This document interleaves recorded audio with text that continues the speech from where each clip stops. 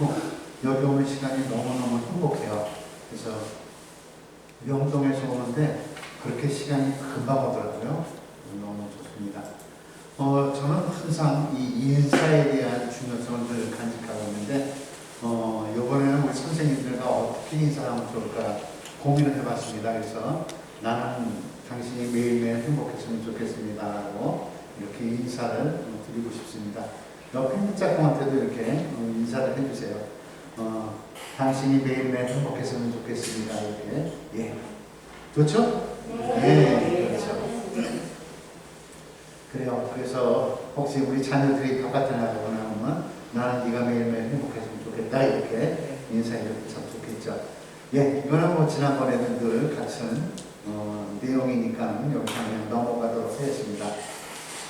오늘 노후준비지원법에서 지난번에도 말씀을 드렸지만 대인관계, 건강, 재무, 여가 그만큼 생애속에는 굉장히 다양한 것들이 많이 있습니다만 그 중에서도 여가에 대해서 이제 말씀을 드리도록 하겠습니다.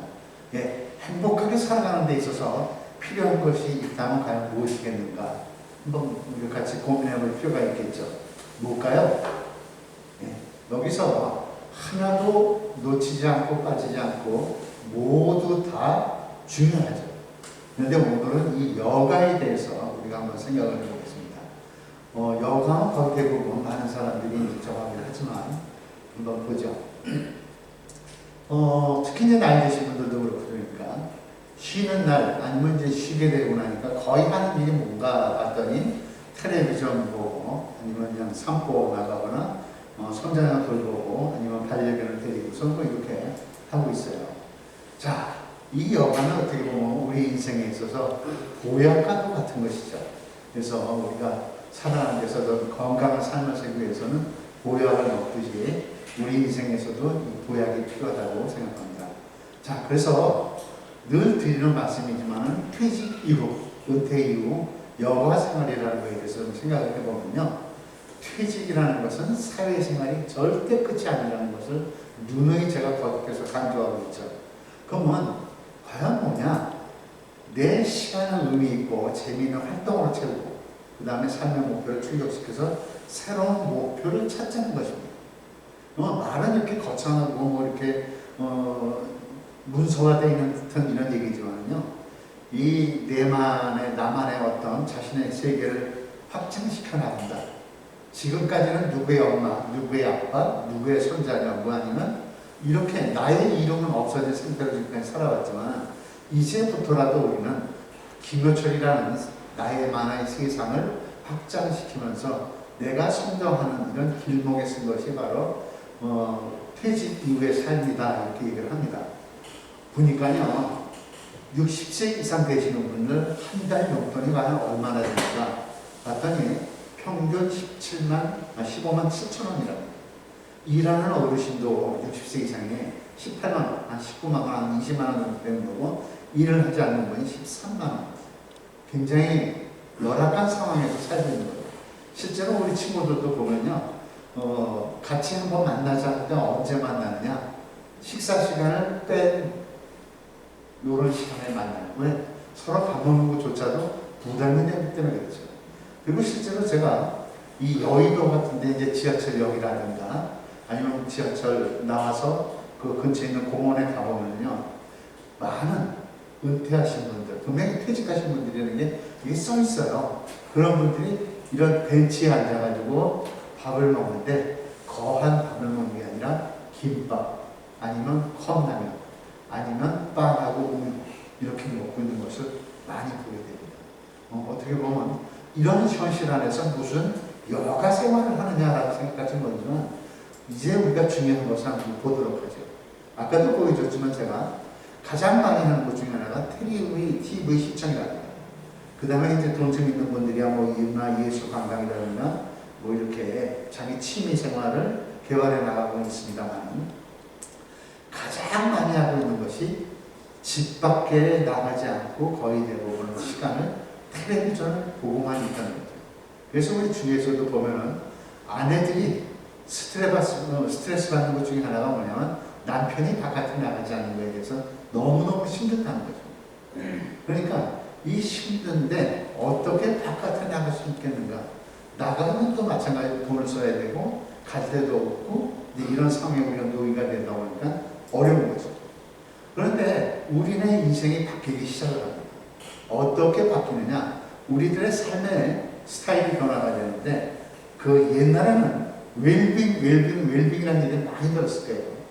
그러고 나서는 어느 때부터인가 보니까는 한 2010년도쯤 됐는데 때로는 이제는 이 얘기가 뭐라고 나오냐면 힐링 이런 얘기가 많이 나왔어요.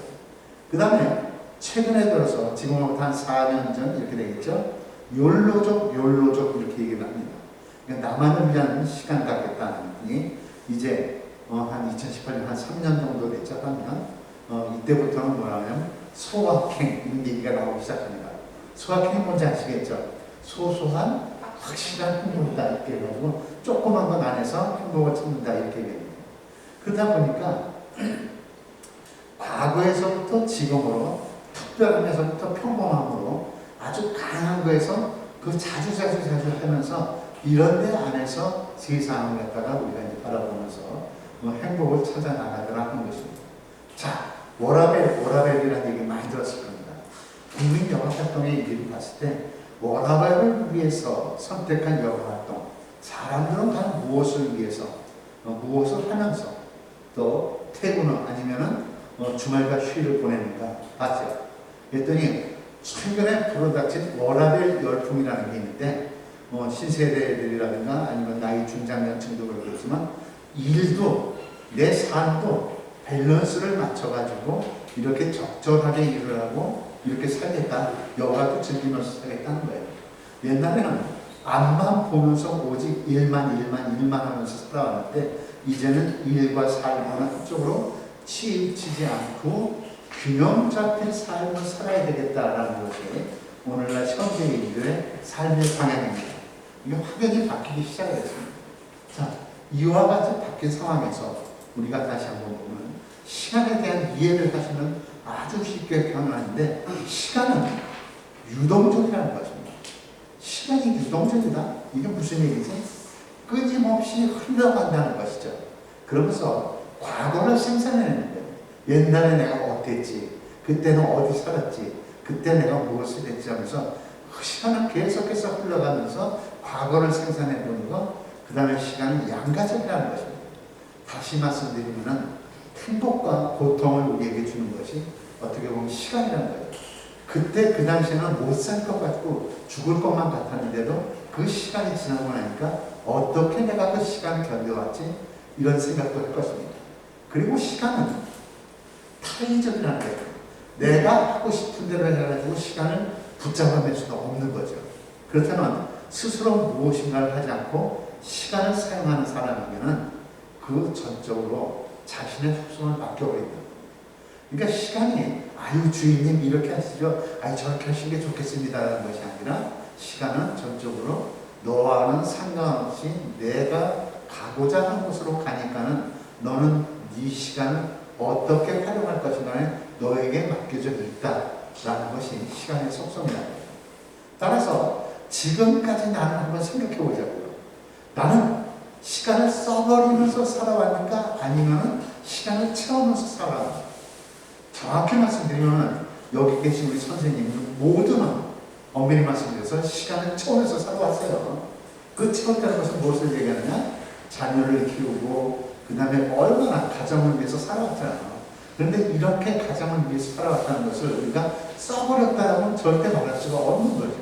그러니까 우리 선생님들이 내가 지금 이 나이가 되고 나니까 과거가 시간이 너무 아까워라고 얘기할 필요는 없다 이거죠.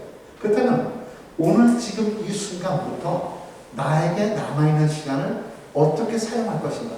또 써버리면서 살 것이냐? 아니면 채우면서 살 것이냐?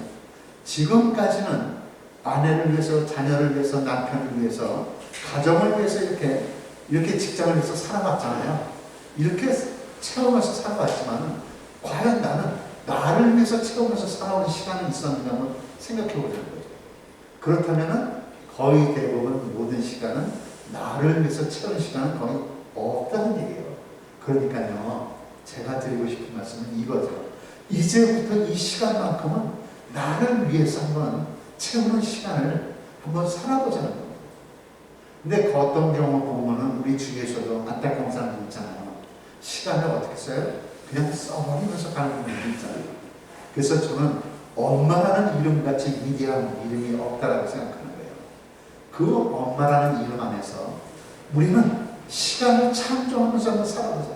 아니면 똑같이 24시간인데 무슨 시간을 창조해? 이렇게 얘기할 수 있어요. 그러나 누구에게나 똑같이 24시간이지만 어떻게 어느 시간을 만드느냐? 바로 이겁니다. 시간이 아무리 많아도요, 소용이 없는 게 뭐냐면 내 마음이 움직이지 않으면 소용이 없다는 거예요. 아침에 일어나서 그냥 텔레비전 리모컨을 틀고 그냥 바라만 보고 있다가 또 어느 방송국에서 뭐 하지? 계속 그 시간만 보낸다면은 이 마음이 움직이지 않는 것이죠. 그래서 우리 삶에 있어서 가장 공평한 것이 있다면 뭐다? 시간이라는 거죠. 가진 사람이건 없는 사람이건 나이 많은 사람이건 젊은이건 똑같이 24시간인데 이것을 어떻게 활용하느냐에 따라서 우리네 인생이 달라지더라고요. 그러면 낭비되는 시간을 줄이고 여기에서부터 뭐냐면 나를 위한 개발을 투자하는 시간을 늘리라는 얘기예요. 아마 제가 지난번에 말씀을 드렸는지는 모르겠습니다만 합정역 부역장님이라는 분이 제 후배였는데 이분이 퇴직을 하면서 뭐냐면 고민을 했어요. 그래서 제가 상담을 해드리고 그랬는데 그분은 참 어렵게 살았고 그리고 이제 그 합정역에서 부역장으로 생겼는데 상담을 하는데 이제 작년 12월 말에 퇴직을 했는데 앞으로 뭘 했으면 좋을지 모르겠습니다고 불안합니다라고 얘기를 하더라고요. 그래서 만 60세가 되면 퇴직을 하는 거니까. 근데 그분에 대해서 제가 잘 알고 있지만 그분이 뭐냐면 고등학교도 뭐냐면은 그 검정고시를 가서 졸업을 한 거예요. 그래서 60은 나이도 아니다. 그러니까 지금 다시 공부를 시작해라 해가지고 며칠 전에 전화 통화를 했는데요. 뭐냐면 방송통신대학에 들어갔다고 하더라고요. 그래서 내가 너무 반갑다고 했어요. 정말 잘했다고 했어요. 그러면 이 자기에게 이 시간을 투자했었을 때 지금은 내 나이에 무슨 이렇게 생각하는 것이 아니라 그래도 인터넷 사이버상으로 해서 방송통신대학에 공부를 시작했다는 거에서 이분은 정말 자기 시간을 어떻게 보면 자기 개발을 위해서 투자한 거죠. 그러면 이렇게 해서 자기 시간이 창조가 된다면 나에게 앞으로 남은 시간을 알 수가 있는 거예요. 내가 지금 몇 살이니까 몇 년까지 살겠다. 그 시간을 알 수 있다는 것이 아니라 내가 계획을 세우고 내가 어떻게 무엇을 준비해야 되겠다는 것을 생각해 보세요. 그러면 같은 시간이라도 그 시간 중에서 내가 잘 쓸 수 있고 그런 시간에 대해서 우리가 머릿속으로 그림을 그릴 수가 있죠.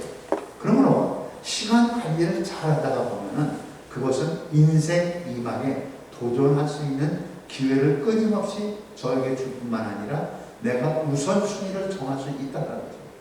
내가 아침에 일어나서 밥에서 자식들 먹이고 남편 출근하고 그 다음에 친구들 만나고 뭐 신앙생활하고 뭐 이런 시간이 투자하는 건 굉장히 중요한 시간이에요. 그러나 그 시간 중에서도 내가 무슨 시간을 쪼개서 나의 시간을 창조해낼 것인가 이거는 각자 자신에게 달려 있더라는 거죠. 근데 아주 거창하게 내 시간을 갖다 이렇게 창조한다고 생각하지 마시고 우리 어머니들이 옛날에 시장에 갈 때 콩나물 조금 아껴가지고 그돈 조금 모으듯이 이렇게 조금 시간을 갖다 모으면은 그 시간은 나에게 아주 거대한 시간이 될 수 있는 것이죠. 그래서 저는 선생님들에게 이렇게 선물을 드리고 싶어요. 나는 당신에게 좋은 일이 생길 것입니다. 오늘뿐만 아니라 어느 날이든지 늘 좋은 일이 생길 것이라는 것을 저는 선물을 꼭 드리고 싶습니다. 그래서 우리 선생님들이 지금 이 자리에 여기 있는 것조차도 아까운 시간 낭비하는 시간이 아니라 내가 지금 시간을 창조하고 있다는 것을 말씀을 드리고 싶습니다. 그러면 자기 시간을 잘 관리하다가 보면요 나에게 있어서 인생의 목표를 발견할 수 있다는 것입니다. 아, 나는 여기 와서 공부하는 것 정도로만 해도 만족해. 물론 만족할 수가 있겠죠. 그러나 만족 플러스 뭘 하나 더 해볼 수 있는 것이 없을까 하고서 한번 찾아볼 수가 있는 것이죠. 그러므로 나는 나에게 있어서 내 시간이 남아있다면 얼마나 남아있을까? 한번 머릿속으로 그림을 그려보면 적어도 건강하게, 저 역시도 마찬가지예요. 이렇게 나와서 활동하고 이렇게 했지만 제가 아무리 길게 건강하게 한다 그래도 한 75세까지 우리 주위에서도 이렇게 프리랜서 강사들을 보면 거의 75세까지, 그러면 나에게 남는 시간은 몇 년? 이렇게 생각을 하는 거죠. 그러면 이 남은 시간에서 나는 앞으로 또 무엇을 할 것인가? 이런 생각을 하는 것이죠. 그래서 저는 이렇게 강의하는 것으로만 만족하는 것이 아니라 또 새로운 도전을 했고 또 도전할 것이 있는가를 찾고 그 다음에 거기에 또 한번 발을 디뎌보고 이렇게 하고 있어요. 그러므로 하나뿐인 나에게 한번 편지를 써보시는 것도 좋을 거예요. 효철아, 너는 지금까지 참 잘 살아왔어. 그런데 아직도 너는 또 뭔가 하고 있다는 그 너는 그 용기에 나는 가치를 보낸다. 뭐 이렇게라든가 하면서 자기 자신에게 한번 그렇게 한번 글을 써보는 것도 좋은 방법이라고 생각합니다. 자, 그래서 여가에 대해서 이제 본격적으로 생각해 보는데 우리는 거의 대부분 이렇게 생각하더라고요. 여가요? 그거 쉬는 게 여가 아니에요? 다들 이렇게 생각을 하고 있었어요. 그런데 왜 국가에서 정책이나 법에서도 여가가 왜 그렇게 중요하다고 얘기하는 거예요? 그 여가가 잘 활용해야 되는 이유가 있어요. 그냥 퇴직하라고 집에서 나가지 않고 집안에만 치과하고 있으면 그분의 노동력이나 건강이라든가 이런 것이 국가적인 큰 손실이라는 거죠. 국가적인 차원에서 한 사람이 집안에서 그냥 있고 그 안에서 활동도 하지 않고 그 안에서 하다가 보면 그 건강이 나빠지는 거라든가 이러한 이 노동력이라든가 이런 것이 더 큰 손실이기 때문에 나오십시오. 활동하십시오. 이런 긍정적으로 살아가십시오라는 것이 더 큰 그 힘이 되기 때문에 여가의 중요성을 받는 이거예요. 아버지는 골프만 가르쳤지 나에게 쉬는 법을 가르쳐주지 않았어요. 그러면서 그 자리에서 감독 앞에서 눈물을 흘렸어요. 어떻게 보면은 이것이 우리 대한민국의 총체적인 모습일 수도 있는데 우리나라 모든 국민들이 우리 선배들이 아니면 여기 계신 분들이 어땠습니까? 배고픔을 이기기 위해서 오직 앞만 보고 달려갔어요. 배고픔이 사라지자 이제 더 이상 어디를 향해서 가야 될지 몰랐던 거예요. 그래서 아까 우리가 뭐 웰빙이라든가 이런 얘기들을 하고 시작했던 거예요. 바로 그 박세리 저 골퍼의 뼈아픈 눈물은 뭐냐면 우리 대한민국에 여가가 없는 것, 여가에 대해서 모르는 것을 단적으로 보여주는 모습이다 이거죠. 그러나 지금 우리가 많이 변해있지만 여가에 대해서 다시 한번 말씀드리면 분명히 여가라는 것은 우리 인생에 있어서 우리 생활에 있어서 절대로 없어서는 안 될 필수 불가피한 거예요. 우리가 어디 나가서 일을 하고 나면 저녁 때 들어와서 집에서 쉬는 그 짧은 시간, 일주일 동안 6일을 일하고 하루 쉬는 시간, 이 모든 것들이 뭐냐면 자유로움을 향해주는 여유로운 시간이라는 거예요. 그러니까 무조건 쉬는 것만을 여가라고 얘기할 수는 없지만 우리가 한 번 더 되돌아볼 게 있습니다. 그게 뭐다? 생물학적으로 존재하기 위해서 먹고 자고 생리작용을 하고 이러고라든가 사회적인 생존을 위해서 나가서 돈을 벌고 이 모든 시간을 뛰어넘는 시간을 우리는 뭐라고 한다? 바로 여가라고 합니다. 그러므로 이 여가는 어떻게 강범위하기 때문에 여가는 이것입니다라고 얘기할 수가 없는 거예요. 따라서 여가라는 것은 시간적인 개념과 활동적인 개념으로 볼 수 있어요. 그러므로 여가라는 것은 시간적인 개념은 뭐냐? 아까 말씀드렸듯이 밥 먹고 자고 음식을 먹고 배설하고 이런 거에서 벗어난 시간을 갖다가 우리는 시간적인 개념에서 이렇게 얘기하는데 활동적인 개념에서 뭐라고 하나? 내가 선택에 의해서 시간을 활용해서 자기 완성을 위하기 위해서 여러 가지 가치나 성과를 실현하는 것. 내가 9시에 출근해서 6시에 퇴근하는 그 시간만큼은 내가 노동력을 해서 대가를 받는 것이지만 나머지 시간을 갖다가 우리는 어떻게 활용하느냐는 것입니다. 따라서 여가의 기능을 보니까요. 긍정적인 기능도 있지만 부정적인 기능이 있다는 겁니다. 긍정적인 기능은 뭐냐? 신체적인 기능, 휴식을 취하는 거예요. 그리고 심리적인 기능은 기분 업 이렇게 시킬 수 있는 것이죠. 뭐 교육적인 기능, 누군가는 시간을 통해서 공부를 하고 이렇게 하니까 지적이라든가 사회적인 기능, 누군가 만날 수 있고 예술, 문화 활동을 하면서 자기의 어떤 내면의 세계를 더 확장시켜 나갈 수 있는 거고, 내가 하고 싶은 것은 자아 실현할 수 있는 기능을 가지고 있는다면 부정적인 기능도 있더라는 것입니다. 뭐든지 이렇게 해 라고 얘기한다면 획일적인 기능일 뿐만 아니라 누가 이걸 하니까 나도 해야지 해서 그냥 값비싼 뭐 도구들만 사가지고 따라간다는 이거는, 그 다음에 가식성, 그 다음에 무감각화, 때로는 향락적인 것으로 들어갈 수 있고, 뭐 차별성 이런 것들은 부정적인 기능이 돼요. 따라서 이 여가의 종류를 이렇게 크게 한번 쪼개봤어요. 그랬더니 취미 활동을 하는 것은 이제 분명히 여가 중에 하나겠죠. 여기서 아유 나는 취미가 없어요. 장사하는 게 취미예요 이렇게 얘기할 수 있어요. 그러나 내가 그 취미 활동도 어떻게 만들어내느냐에 따라서 취미는 내 것이 만들어질 수 있어요. 그 다음 자기 개발이에요. 나는 어렸을 때 꼭 해보고 싶었어요. 가끔씩 요즘 프로 신이 떴다, 뭐 프로 뭐 이렇게 하다 보면은 우리 어머니가 우리 아버지가 어렸을 때 꿈이 가수가 꿈이었어요. 아버지는 지금 비록 못도 하지만 제가 대신 이 꿈을 이루려고 나왔어요 이렇게 얘기하잖아요. 그래서 물론 아버지는 못했지만 내가 그 대신 꿈을 꾼다지만 그 자기 개발, 그리고 또 뭐다 자원봉사 같은 것도 이 여가 중에 하나라는 것이에요. 제가 이때 사진을 보여드린 걸 뭔지 기억이 안 나지만 94살 먹은 어르신이 그 영등포에 있는 무료식당 토마스의 집에서 봉사활동하는 걸 봤잖아요. 그러니까 이분 같은 경우는 94살인데도 건강이 허락하니까 나가서 활동하는 거예요. 이것도 그분에게는 하나의 아주 처음 훌륭한 여가이겠죠. 그러면 여가 활동의 유형을 보니까 어떤 것이 있느냐 봤어요. 나 혼자 즐기는 게 있어요. 여가는 같이 우르르 몰려다녀야 되는 여가가 아니라 나 혼자 조용히 사색하고 혼자 산책을 하고 그 시간에 내가 한강 강변을 돌고 이렇다는 그 혼자 하는 여가가 있는가 하면 나는 혼자는 도저히 못해. 누군가는 꼭 같이 해야 돼. 그래서 함께하는 사람이 있어요. 그런가 하면 육체적인 것보다는 나는 정신적으로 이렇게 생각하고 사색하고 묵상하고 뭐 이런 것을 따르는 이렇게 정신적인 위험을 가지는 분들도 있어요. 그런가 하면 몸을 움직이게 되면 해가지고 운동을 하거나 무슨 다양하게 등산을 하거나 이렇게 여가 활동을 보내는 분들이 있죠.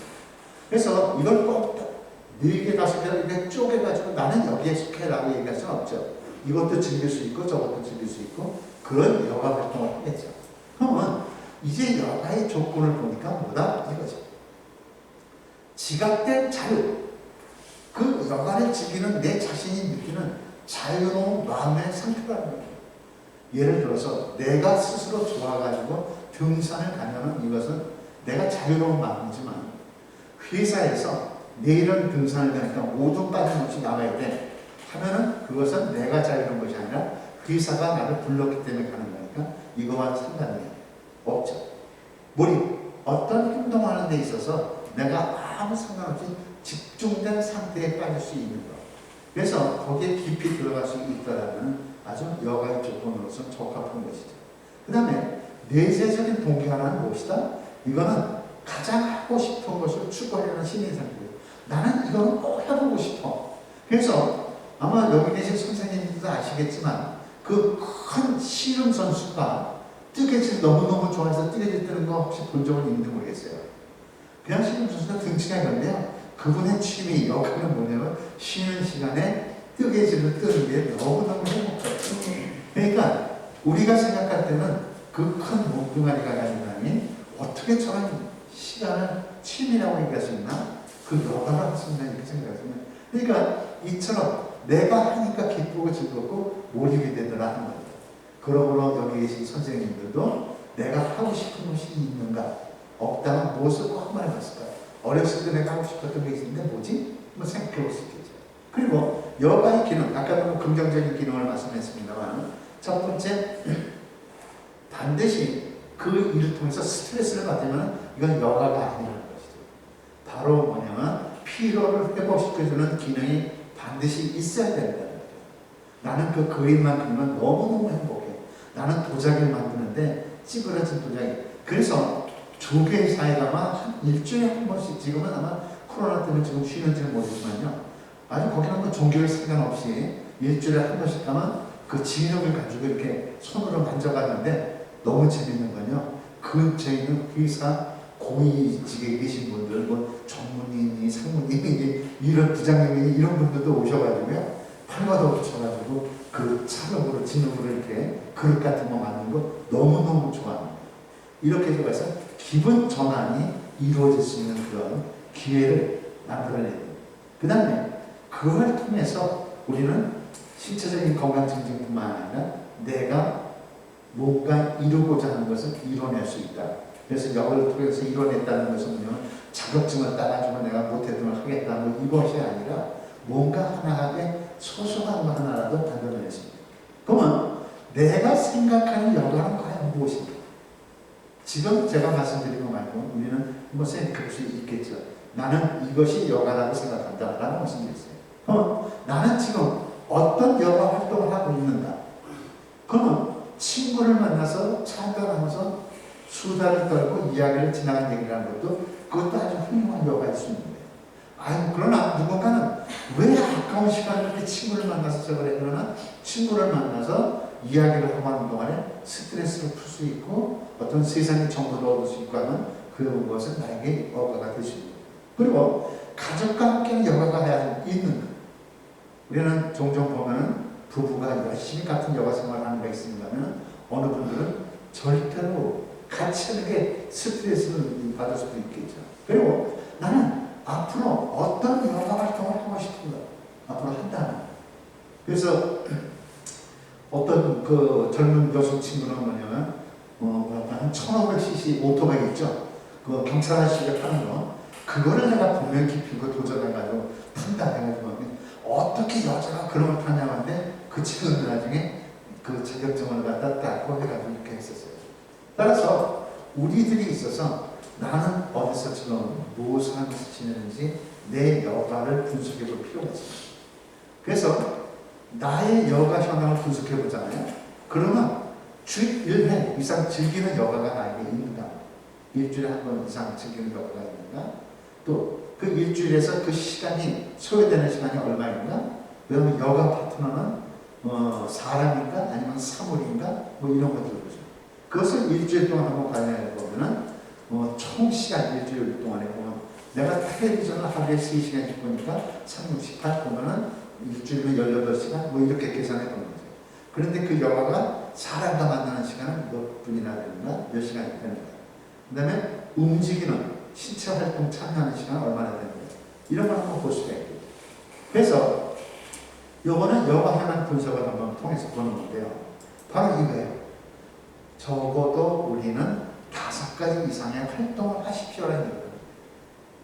5가지 이상 활동을 하는 거. 한번 머릿속에 이제 그려보면 있어요. 그러니까 저 같은 경우도 텔레비전 보는 것도 분명히 좋다는 여가 있고, 인터넷으로 서핑하는 것도 여가 있고, 그 다음에 하루에 15,000보 이상 걷기 위해서, 저녁 되면은, 하는데 그걸 때로는 뭐냐면 지하철 2정거장 이상에서 내려가지고, 일부러 걸어요. 뭐 이런 것들도 하고, 뭐 이렇게 해서, 그 다음에 한 가지는 배우자가 꼭 하십시오 하고 했는데, 요거는 내가, 권장하면서도, 가정에서, 이거를 이해 못하고 납득 못하고, 하기 어려워하는 분들 없다는 계시기 때문에 하는데, 최소한 같이 했으면 좋겠다는 것은 분명히 말씀드립니다. 그 다음, 적어도 일주일에 해가지고, 35시간 투자를 하십시오. 그래서 이거는 한 가지는 뭐 이렇게 35시간이 아니라, 뭐 총체적으로 해서 여가 시간이 그렇게 했으면 되겠다. 그 다음에 적어도 11시간 이상 사람과 교류하십시오라는 거죠. 그 다음 또 뭐다? 싱글. 다시 말씀드리면 싱글이냐 그룹에서 하는 것이냐, 요거 나 혼자 하는 거냐 아니면 같이 어울려서 하는 것이냐, 그리고 신체적으로 하는 것이냐 아니면 감성을 요하는 것이냐, 이렇게 했었을 때 나는 혼자 하는 걸 좋아하는지 아니면 감성적인 것을 좋아하는지 한번 생각해 볼 수 있고, 꼭 신체적인 것만 계속 할 것이 아니라 때로는 감성적인 것도, 감성적인 것만 즐기는 분들은 때로는 신체적인 것도 할 필요가 있다는 거죠. 그 다음에 여기서 뭐냐면 진지한 여가, 그냥 편안하게 움직일 수 있는 것이지만 때로는 가지고 교보 공부에 내가 갔어요. 그러고 나서 책을 갖다 해가지고 바닥에 앉아서 1시간 이상 책을 즐겨서 봤다. 그러면 이것도 훌륭한 여가가 되겠죠. 자, 그러면 이와 같은 상황에서 뭐냐면 웰빙 여가 10개명을 좀 말씀 좀 드리고 싶어요. 먼저 바쁘다 바빠 급하게라기보다는요, 느림, 여유, 이거에 대한 즐거움에 대해서 이해를 하는 거예요. 그러니까 빨리빨리 해, 어서 해, 이것이 아니라 전 천천히 걷는 것도 천천히, 뭐하는 것도 천천히 정하면서, 제가 그래서 등산을 좋아하시니까 손을 들어보시려면 대한민국에 강의 나가가지고 거의 99% 이상 다들 산을 좋아한다. 근데 산을 좋아하면은 우리나라 사람들은 어떻게 산을 좋아하느냐? 바로 이거예요. 3시간 반 걸렸어요, 정상까지 가요. 근데 그 다음에는 3시간 만에 갔다 오려고 해요. 그렇게 다녀오십시오 말고 3시간 같은 것을 4시간, 5시간 동안 아주 천천히 걸으시오.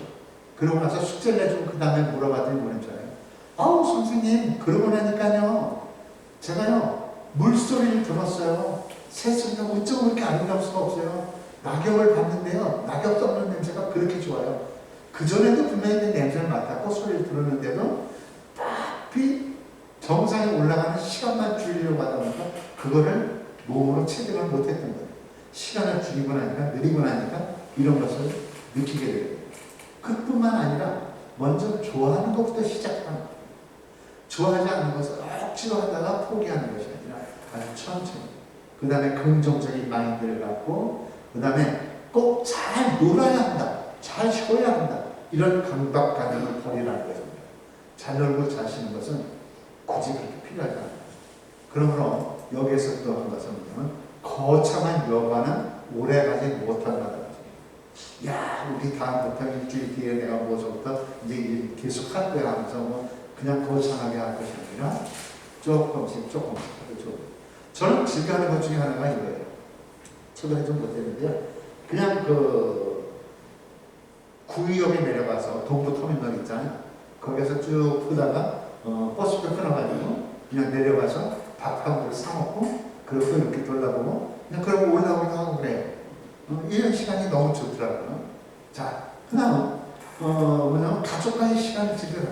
이건 안타까워. 그래서 이제 가족과의 시간을 가졌으면 훨씬 좋겠다라는 것이고, 누누이 강조하는 것 중에 하나는 나이라는 편견에서 벗어나십시오라는 것입니다.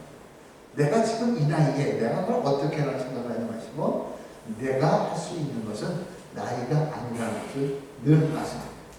그러므로 준비된 여가만큼 노테크, 나이 들어서 재테크 이렇게 얘기하잖아요. 그래서 준비된 여가만큼 훌륭한 것은 없다. 그러니까는 늘 준비해 두고 그 여가를 즐겨라는 것입니다. 그리고 사소한 일에 감동하라는 것입니다. 어떤 여가하면서 야, 이렇게 가게에 감탄사를 던져주시는 거예요. 그럼 길을 지나가다가도 누군가가 적었으면 야, 이렇게 내가 속으로 감탄하고 다른 사람에게 피해가 안 간다면 내가 스스로 큰 소리 내면서 갈게요. 그리고 놀 때는 그러다 당당하게 누우십시오. 그리고 우리에게 있어서 그 가끔 이렇게 이런 게 나왔었어요. 이게 어느 신문사에서 이제 그 영국에서 있었을 거예요. 영국 끝자락에서 런던까지 가장 빨리 가는 법 해가지고 그것을 내서 정답을 맞춘 분에게 상을 주는 것이었는데, 요거 혹시 얘기 들어보셨죠? 누가 가장 빨리 갔다? 네, 맞아요.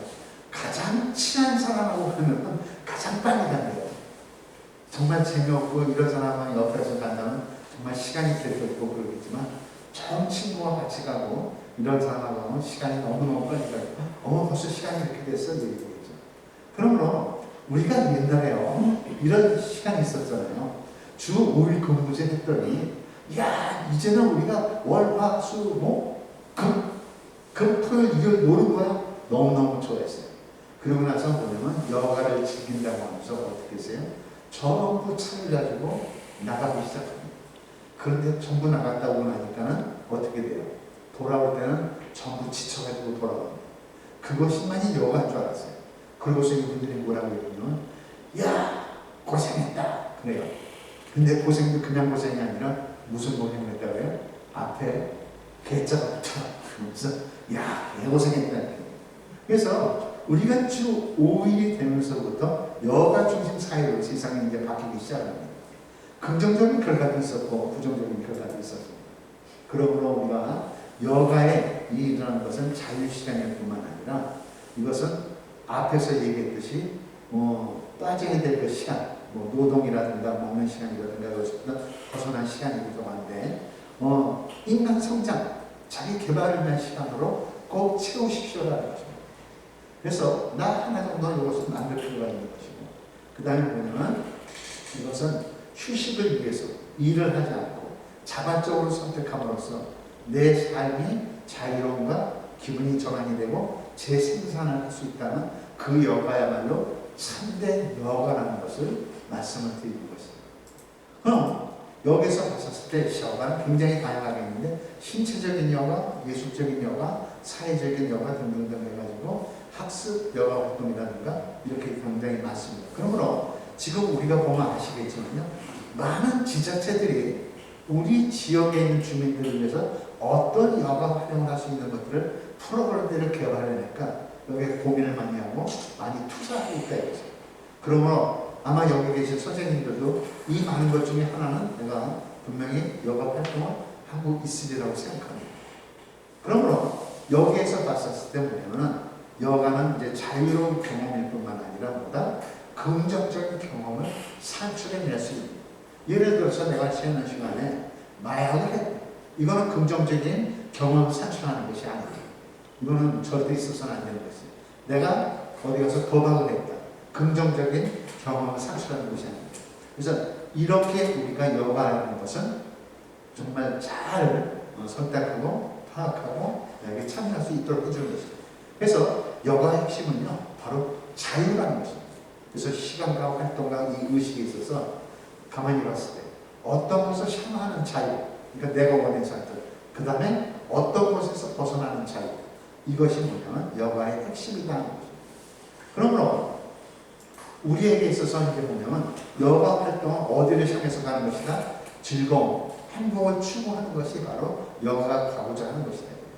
내가 그 여가 활동에서 고통스럽고 힘겹고 어렵고 불편하고 그렇다면 이것은 뭐다? 진정한 여가가 아니다라는 것을 말씀을 드립니다. 자, 그러면 이제 우리가 나이가 들어서 여가 생활을 하는 데 있어서 보면 이거죠. 바로 나이가 들어서 열정이 사라지는 것이 아니라 뭐예요? 열정이 사라져서 나이가 드는 것이다라고 말씀드립니다.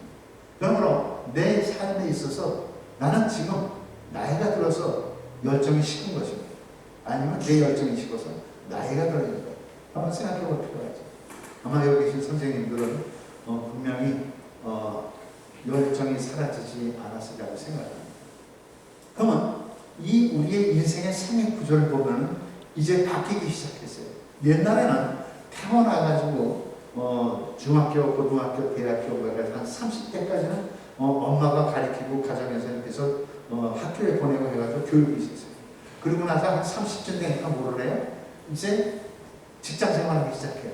그러면서 이제 중년 자녀들을 낳고 이렇게 하면서 가정을 이루고 이렇게 하는 것이 이제 노동이라는 것은 돈을 벌기 시작합니다. 그리고 나서 은퇴하고 나면 이제 여가. 이렇게 해서 바로 교육, 노동, 여가가 따로 구분이 되어 있어요. 그러나 현대 사회는요, 확연히 달라졌어요.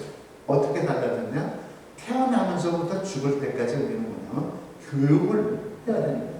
이제 교육이 나는 더 이상 그럴 필요가 없어가 아니라 지금도 배우는 시간을 내가 찾을 수가 있다는 것이에요.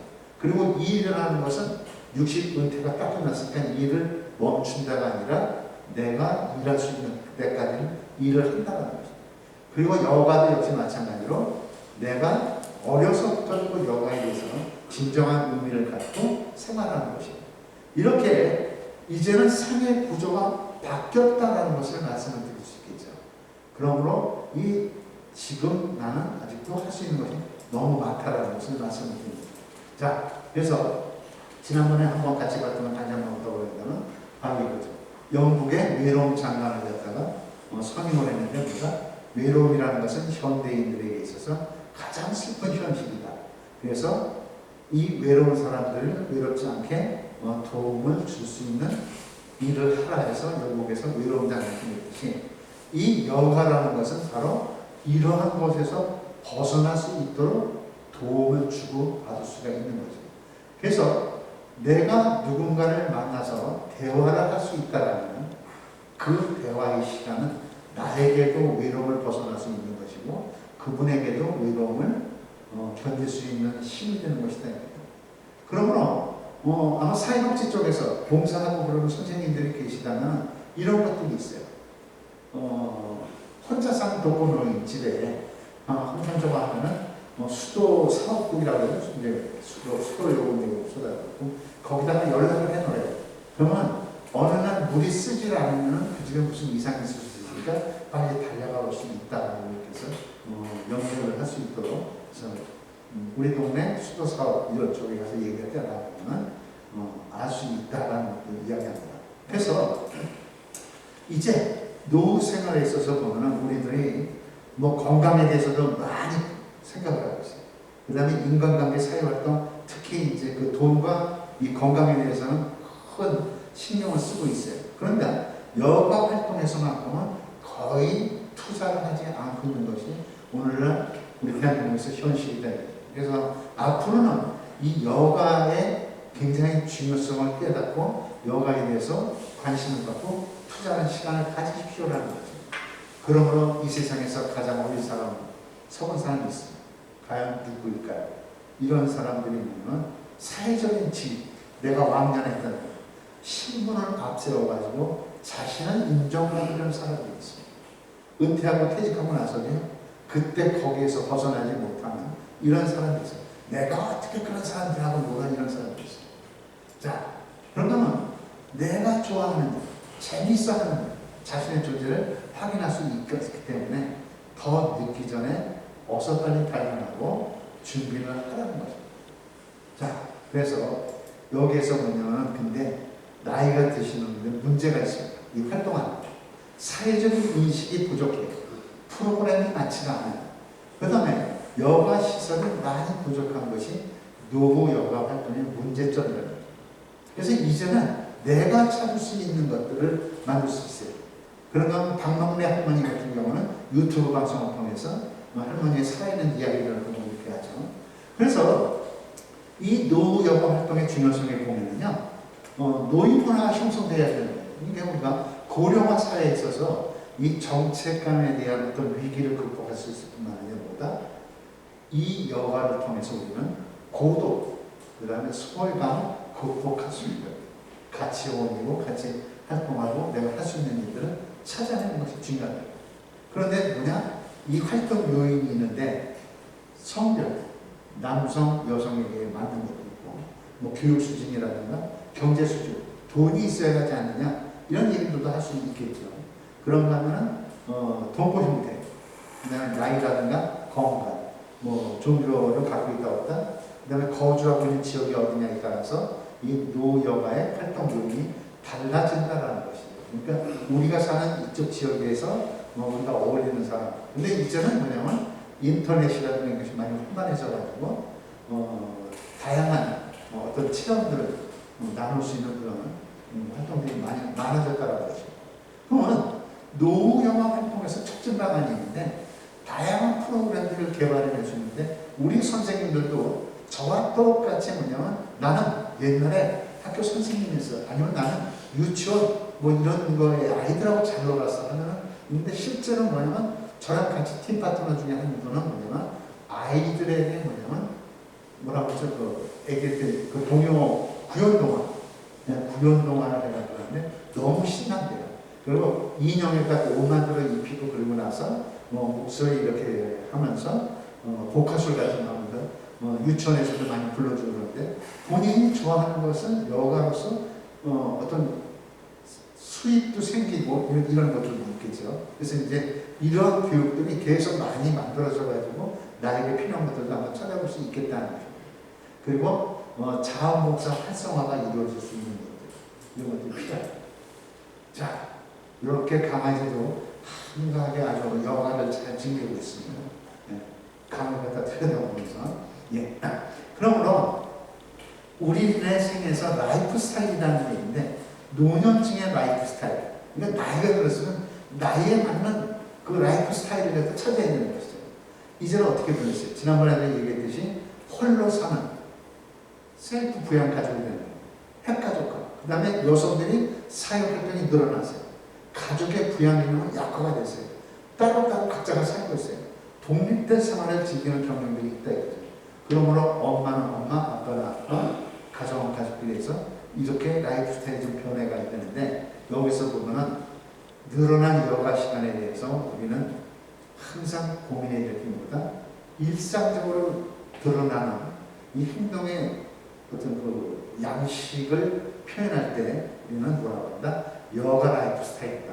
그래서 내가 어떠한 여가를 즐길까 하면서 찾아내는 것이 필요하다. 그래서 거의 대부분의 나이들은, 노인들은 텔레비전 중심으로 돌아가는 것 같다. 미국 여가 전문가가 이렇게 얘기했습니다. 나이 들었는데 뭐 한국이나 거의 비슷하더란 얘기죠. 텔레비전이 거의 주. 그래서 퇴직 후 풍속들을 보니까 부인들은 전부 나가 있는데 남편은 혼자 텔레비전을 보고 있는 이런 경우. 집에다 전화 대보면 열이면 열, 전화 받는 사람은 거의 대부분 남편이구나 이렇게 얘기를 합니다. 그래서 여성분들이 정말 자꾸 이렇게 나와서 사회 안에서 이렇게 만나고 누군가 대화하고 소통하는 것은 참 잘하는 것 같아요. 그러므로 시간은 있지만 할 거리가 없다. 이 얘기는 뭐라고 얘기하면 여가 권태 현상이다. 그러니까 시간은 많은데 내가 뭐를 해야 될지 모르겠어. 이걸 여가 권태 현상이라고 이야기합니다. 그러므로 여가는 우리에게 무엇보다 기술이 필요하다는 거죠. 그래서 내가 거기에 관심을 가지고 또 보다 도전을 할 때 이 여가 권태 현상에서 우리는 벗어날 수 있다는 거죠. 그래서 때로는요, 아까 박사님 그분이 그런 얘기를 했던 거와 마찬가지로 자유시간이 주어지면 어떻게 두려워지고 심리 상태 이런 것을 뭐냐면 여가 권태 현상이다. 이렇게 얘기할 수 있는 거죠. 자, 그러므로 나이 같은 이제 분들이 직장에서 나오는 베이비 부모 세대들이 있습니다.